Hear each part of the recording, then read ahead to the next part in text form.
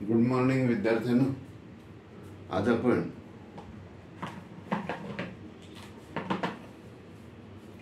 Questions on BPT and converse of BPT 1.2 question number 10.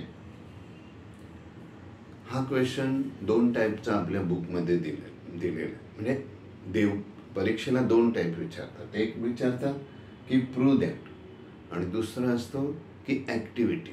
Activity म्हणजे माहिती तुम्हाला अशा रिकाम्या जागा भरायच्या असतात. तर आपल्या बुकमध्ये ॲक्टिव्हिटीला दिलाय. मी हा प्रश्न म्हणून एक पूर्ण देतो. त्याचा प्रश्न लिहिताना आपल्याला सर्व आठवावं लागतं, थोडा हार्ड पडतो. ॲक्टिव्हिटी असेल तर आपण अर्धा तर प्रश्न सहज करतो आणि कमी वेळात आपला प्रश्न होतो, मार्क मात्र जास्त मिळतात. तर ॲक्टिव्हिटी आपल्या बुकमध्ये आहे, तुम्ही ती केली असेल. आपण या प्रश्नाला थोडंसं प्रश्न म्हणून देतो, प्रूव्ह दॅट असं क्वेश्चन करतोय.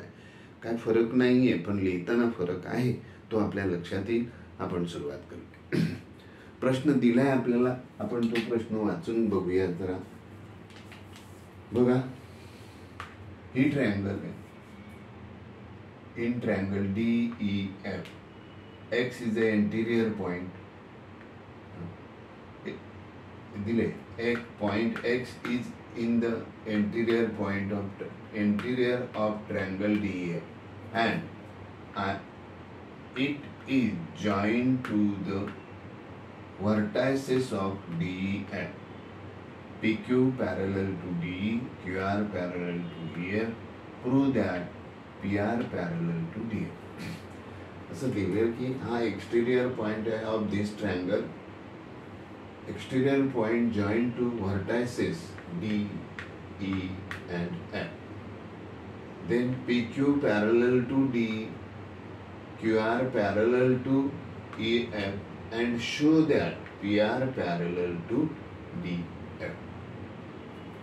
छान क्वेश्चन आहे, सोपा आहे. बघा, फर्स्ट काय दिलंय त्यांनी की फर्स्ट पॅरलल दिले ते हे दिले. मग हा ट्रायंगल घ्या ज्याला हे parallel PE parallel to D means triangle XDE. In triangle XDE मी लिहिले इकडे in triangle XDE PQ parallel to DE given. Parallel side आहे इन ट्रायंगल BPT. मग रेशो लिहिणार. मग इथनं XP upon XP upon PD is equal to XQ upon QE. हे first equation. कोणता थेरम आहे? BPT, basic proportionality theorem. म्हणून आम्ही असं लिहिलं कारण या ट्रायंगल मध्ये असेल. आता आपण दुसऱ्या ट्रायंगलचं नाव घेऊया. हा तो दुसरा ट्रायंगल. आता आपण ही दिली पॅरलल दिलंय ना ट्रायंगल मध्ये, मग आपण बीपीटीच वापरणार आहोत. पहिलं ट्रायंगलचं नाव घेऊया. लाजायचं नाही ट्रायंगलचं नाव घ्यायला. किती छान आहे बघा नाव. काय बरं, इन ब्ल्यू करूया. ब्ल्यू ब्ल्यू ब्ल्यू ब्ल्यू सारा थांबा. मग in triangle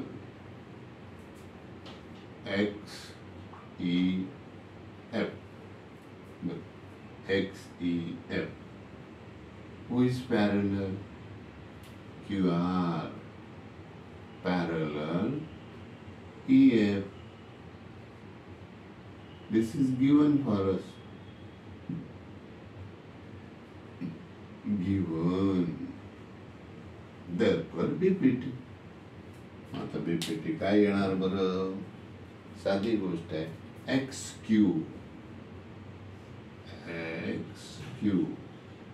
upon QE is equal to काय येणार? XR upon RF. हे आपलं इक्वेशन सेकंड. ह्याला रिझन आपण तेच देणार, बेसिक प्रोपोर्शनॅलिटी थेरम. इथपर्यंत सोपा. आता आपल्याला या दोन इक्वेशन वरून कन्क्लुजन बघा. आपण यांना हा बघा, हा फर्स्ट, हा सेकंड आणि हा third.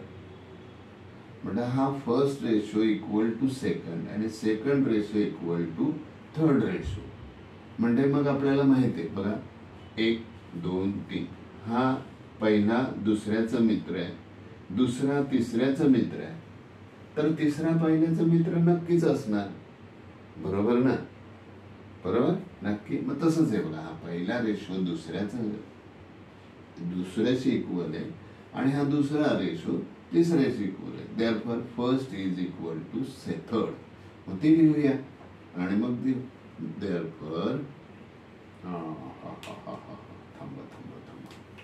Therefore XP upon PD is equal to XR upon RF. इकडे लिहूया आपण from 1 and 2. या दोघांवरून आपल्याला हे मिळालं. ठीक आहे. मग आपण पुन्हा आता एका ट्रायंगलचं नाव घेऊया. हा उरला ट्रायंगल. त्याच्यात आपल्याला त्यांनी पॅरलल दिलेलं नाही, आपण शोधायचंय, म्हणजे कन्व्हर्स लावायचंय आपल्याला इथे. मग आपण इथे काय करणार, इन ट्रायंगल म्हणूया. इन ट्रायंगल कोणता बरं तो, एक ट्रायंगल नाही लिहिला. In triangle X R F. या ट्रायंगल मध्ये आपल्याला हे दोन रेशो इक्वल दिसतात. हा हे बघा, XP upon PD is equal to XR upon RF. हे तुम्ही कुठनं घेतलं, याला आपण इक्वेशन नंबर 3 देऊया. 1 2 3. इथे लिहूया फ्रॉम इक्वेशन 3. झालं.